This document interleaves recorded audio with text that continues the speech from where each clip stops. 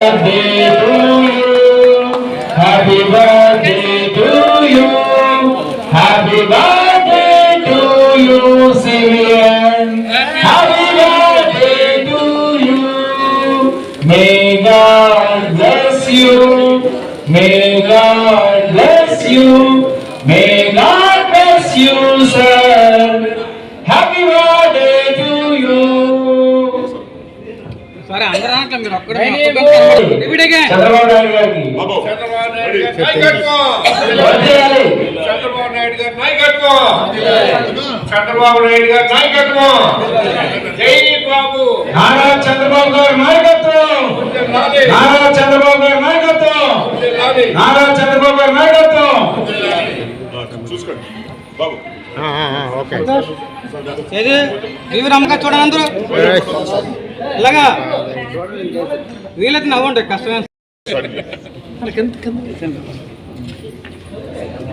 Okay okay sir. నేడు శ్రీ నారా చంద్రబాబు గారు 78 వేడుకలు తెలుగు శక్తి ఆధ్వర్యంలో నిర్వహించడం జరిగింది. ఎందుకంటే నేటితో ఆయన 75 ఏళ్ళు పూర్తయి 76వ వసంతం అడుగు పెడుతున్నారు. ఇది ప్లాటినం జూబ్లీ సెలబ్రేషన్స్ ఈరోజు.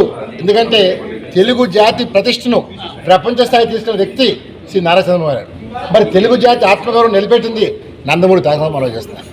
ఈరోజు ఈ కార్యక్రమం పెట్టడం ముఖ్య ఉద్దేశం ఏంటంటే రేపు మే 28ని ఎన్టీఆర్ గారి ఏదైతే జయంతి ఉందో అది ప్రభుత్వ పరంగా చేయాలని ఇది రాష్ట్ర ప్రజలు తెలుగు జాతి ఆకాంక్ష మనం చేస్తున్నారు.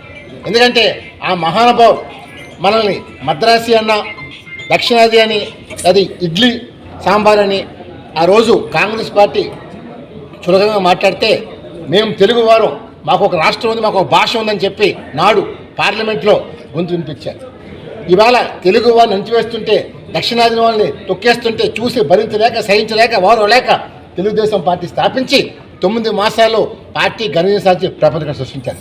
మరి అలాంటి వ్యక్తికి మేము ప్రభుత్వం చేయాలని చెప్పి ముఖ్యమంత్రి గారికి సమయంగా ఈ సందర్భంగా కోరుకుంటం జరుగుతుంది. ఎందుకంటే అది చేయటం వల్ల రేపు భావితరాలకి ఎన్టీఆర్ ఎవరో, ఎన్టీఆర్ లివ్స్ ఆన్ 100 సంవత్సరాలైనా 200 సంవత్సరాలైనా ఆ రోజు ప్రభుత్వ కార్యాలయంలో ఆయన ఫోటోకు దండేసి అర్పిస్తారు.